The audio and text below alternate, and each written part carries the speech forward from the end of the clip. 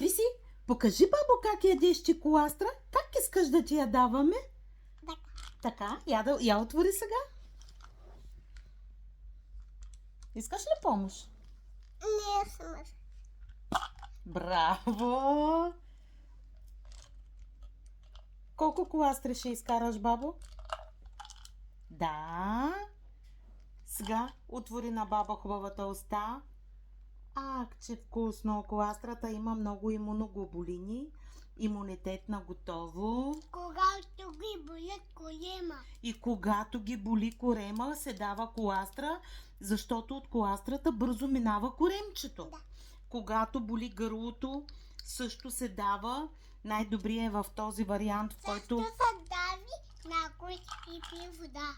Да, да пие вода и коластрата се разтваря вътре в устичката, когато боли зъбче, когато има колики, когато боли гърло. Разтваря се и се дава, защото тя полепва по сливичките и лекува гърлото.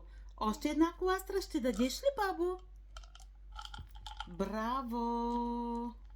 Та свърши. Тя свърши, бабо, ето я. Ти обичаш ли, бабо, много коластра? Изяди я, бабо, да. Изяди я.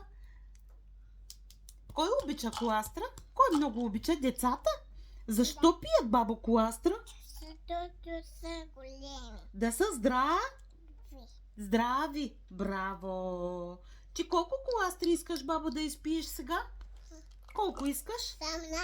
Айде, сега може ли да я затвориш 3 коластри? И после пак отвори, бабо, устичката.